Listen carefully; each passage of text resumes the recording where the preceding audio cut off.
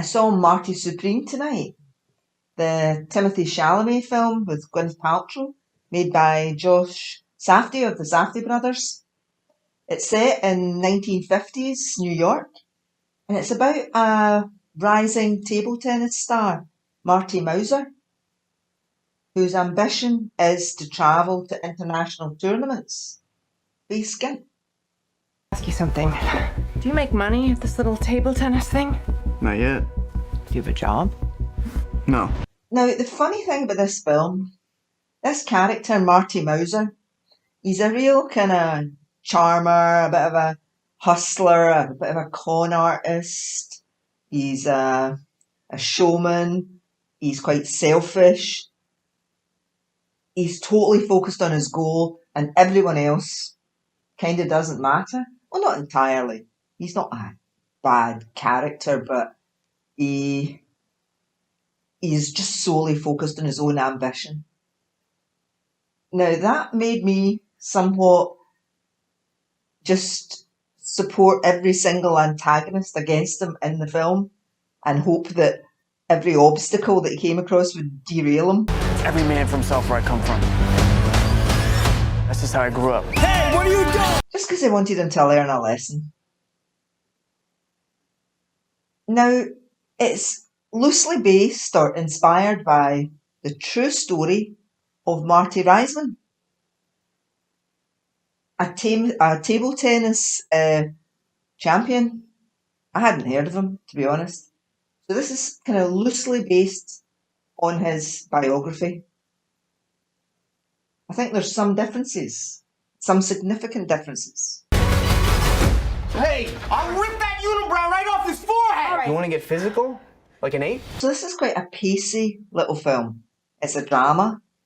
It follows Marty as he tries to get money to go to London, and then after he runs into trouble with the authorities, the ping-pong authorities or the table tennis authorities in London, and gets a fine, trying to raise money again to go to Japan to compete. You want to go hustling again? Put your money where your mouth is. 176, 177, 178. The mouse is back, baby. Now, he swings in and out of people's lives like a wrecking ball, leaving devastation in his wake, trying to raise the money to go to these championships in Japan. And I won't go into the story. It's worth seeing. It's an entertaining film. Timothée Chalamet is amazing. Gwyneth Paltrow as an actress in the film is also amazing. One of my favourite characters was played by Kevin O'Leary, was Gwyneth Paltrow's husband, as a financier who keeps giving olive branches to Marty. Marty, I'm going to make you an offer. I gotta do it completely on my own. Timothée Chalamet is also the producer of this movie. It's funny, I mean, he's a very talented actor, but he can play likeable and less likeable characters really well. Have you ever thought about what you're doing to me? Give us our money! When they do, I'll be right behind you. The more personal or emotional elements of the film might be cinematic devices.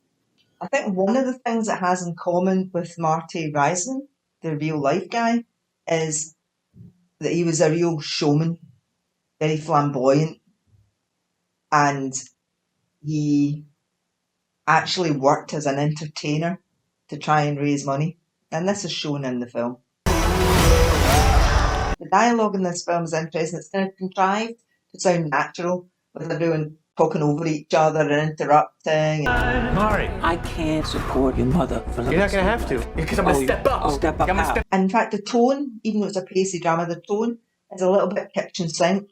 There was something that I would have liked to have seen added. There's a lot of talk in it about the war, because it's sort of just after the post-war era in 1950s New York.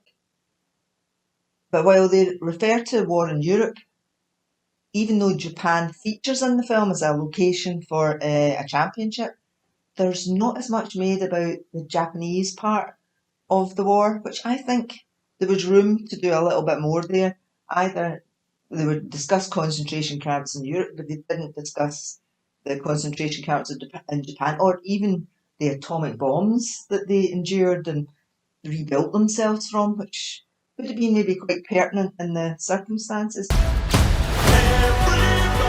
eyes, bro. But it is an entertaining film. I would give it a solid 3.5 out of 5. This is my part.